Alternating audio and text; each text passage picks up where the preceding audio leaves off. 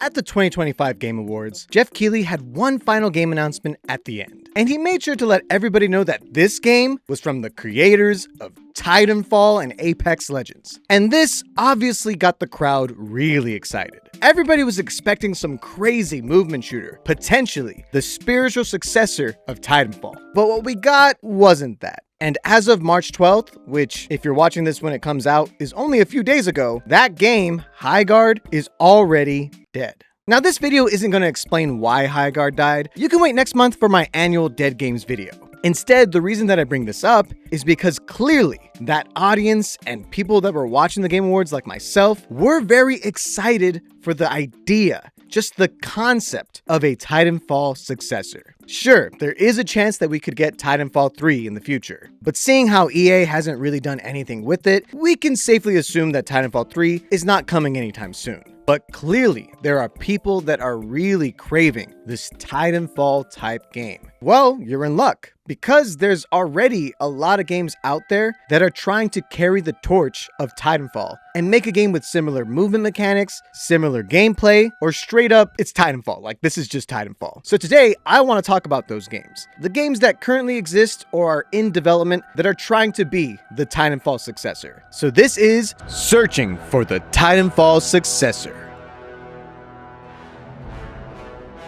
Enjoy. A lot of the games that I'm covering today have some really good audio, but my old headset, it's seen better days. But thanks to today's sponsor, Rig, I now have the R5 Max HD, which has immediately enhanced my audio experience, whether I'm gaming or editing this video right now. That's because this headset comes equipped with 40mm Graphene Q drivers that are built from pure graphene material, allowing for advanced studio-grade game audio. You can connect the R5 Max HD to your PC, Mac, or mobile device, as well as gaming consoles, using the USB-C DAC. Connecting your R5 Max HD to the USB-C audio DAC instantly unlocks Dolby Atmos for headphones. You know, Dolby, like the theater. And this provides enhanced 3D audio rendering by Dolby on all compatible platforms. All that is fancy talk for it makes audio good. And with the Snap Block Mod system, you can seamlessly customize your headphones to fit your needs. You don't need this particular microphone? Fine. You can take it off completely. Just like that. And you can fully customize the mod plates and personalize your headset with swappable mod plates. So if you want to improve your audio experience, buy yourself a pair of R5 Max HDs by clicking the link in the description down below on Amazon or Shop Nacon. Thank you once again to Rick for sponsoring, but now let's get back to the video. Now, obviously, you could just play Titanfall 2. It still exists. While not super populated, you can find games pretty easily. But if you've played a ton of Titanfall 2, or you just weren't specifically into that game, there are a few games in development right now trying to recreate that Titanfall experience in a fresh new way.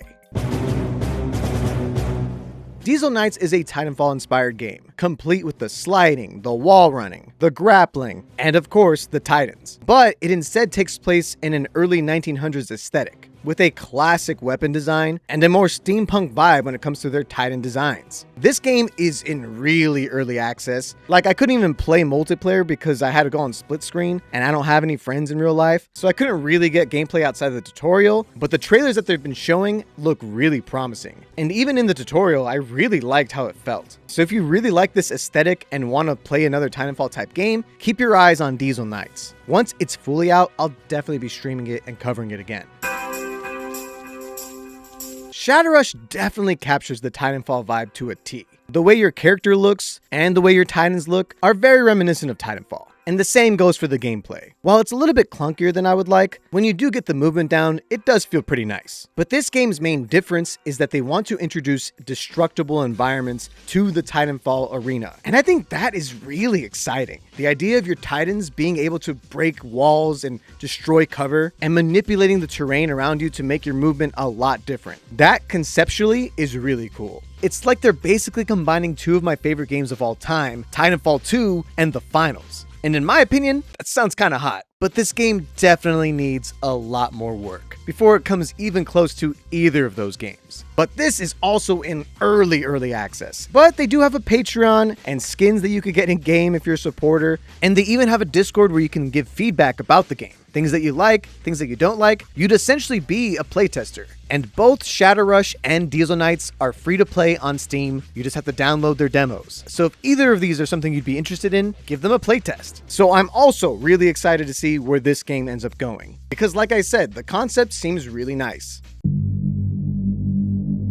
Out of Action is a game created by one human being, one solo developer. This was a crazy movement shooter. Now, I don't necessarily think that this game is heavily inspired by Titanfall. It seems like it's more inspired by classic Unreal Engine games like Quake, but you can't deny that with the wall running and the different movement mechanics, there is a little bit of Titanfall's DNA here. So if you're a fan of Titanfall, Out of Action is pretty sick. But the gameplay itself is actually way more different than you'd think. Instead of having a sprint ability, you instead have this dodge mechanic that can help you flip around and knock people off the map. It's a very strange feeling, but it does feel really good when you kind of get the hang of it. Now, when you watch the trailer, you're like, damn, this movement looks absolutely insane. But actually pulling it off is a lot harder than it looks. But in general, Out of Action, for only being developed by one person, seems way more polished than a lot of different games that I've covered in this channel. And it has a lot more depth to it than any of the games I'm covering today. There are a ton of different abilities. There's a full-on skill tree system to upgrade different parts of your character with a ton of different weapons and attachments. It's really deep. And it's technically still in development. All the gameplay I'm showing you is still just from its early access. But unlike the previous games that were in early access, this feels a lot more fleshed out. If you do want to try this game out for yourself because it looks absolutely insane, you can cop it for $20 and support an indie developer trying to make his personal passion project. But what if you don't want to play PvP games and instead want to play some PvE?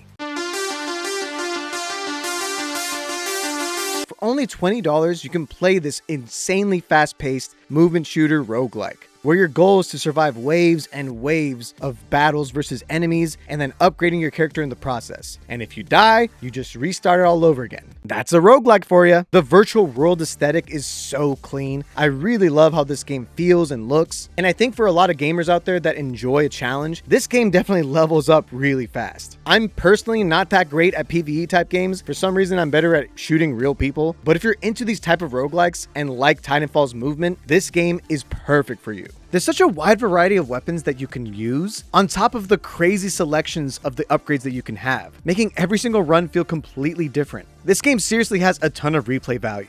And it's also in early access, meaning that they're only going to keep adding and improving this game going forward. But in all honesty, the game feels really good and pretty near completion. There's a lot of different things you can do, a lot of areas you can explore, and a lot of different ways to approach your different runs. I think Get to the Orange Door is going to be really fun for any Titanfall fan, and really any fan of shooters in general. Also, the music, mwah, so beautiful. And if you're craving the feeling that you got playing the Titanfall campaign, with a great story, memorable missions, fun bosses, and cool parkour puzzles, but a little bit more of a challenge, you're gonna love.